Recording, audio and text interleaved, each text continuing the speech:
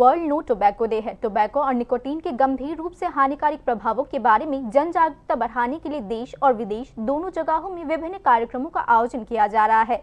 इसी पहल के तहत ईजीएमसी के छात्रों ने एक विशेष जागरूकता अभियान चलाया। वर्ल्ड नो टोबैको डे 31 मई को मनाया जाएगा। इस वर्ष का थीम है unmasking the appeal countering nicotine and tobacco addiction.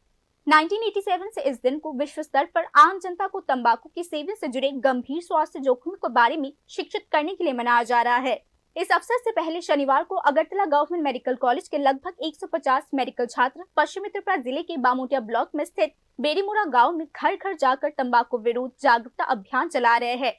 ग्रामीणों के साथ सीधे बातचीत करते हुए उन्होंने धूम्रपान, गुटखा, जर्दा या अन्य तंबाकू आधारित उत्पादों के उपयोग से होने वाली विभिन्न जटिल बीमारियों के बारे में विस्तृत जानकारी दी। इसके अलावा उन्होंने तंबाकू और निकोटीन की लत के व्यक्तियों, परिवारों और पूरे समाज पर पड़ने वाले नकारात्मक प्रभाव के बारे में भी जागरूकता बढ़ाई।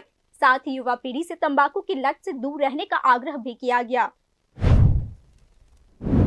আগরতলা গভর্নমেন্ট কলেজ থেকে এসেছি, তো আমরা মেডিকেল স্টুডেন্ট।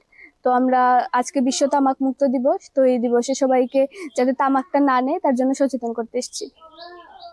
কিরকম সাড়া পাচ্ছেন? হ্যাঁ, এখানে ম্যাক্সিমাম মানুষই তামাক নিচ্ছে। তো আমরা তাদেরকে বলছি আর কি যেগুলো থেকে কি কি হতে পারে, ক্যান্সার হতে পারে, এই সমস্ত কিছু বলছি যাতে তারা আর সেকেন্ড টাইম না নেয় আর কি। আমার নাম সুপা দাস। मेडिकल छात्रों के साथ साथ इस जागरूकता कार्यक्रम में ईजीएमसी के प्रोफेसर सुब्रता वैद्य, अन्य फैकल्टी मेंबर्स और स्वास्थ्य कर्मियों ने भी भाग लिया। उनके अनुसार तंबाकू मुक्त समाज बनाने के लिए केवल कानून को लागू करना ही पर्याप्त नहीं है, बल्कि व्यापक जन जागरूकता भी इसके लिए आवश्यक है। उन्होंने इस बात पर भी जोर दिया कि ऐसी जागरूकता को बढ़ावा देने में छात्रों और युवाओं की भागीदारी अत्यंत महत्वपूर्ण है।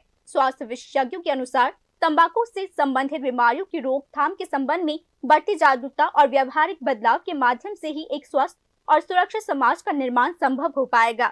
यह घोषणा किया गया है कि इस उद्देश्य को ध्यान में रखते हुए भविष्य में भी इसी तरह के जागरूकता कार्यक्रम जारी रखे जाएंगे।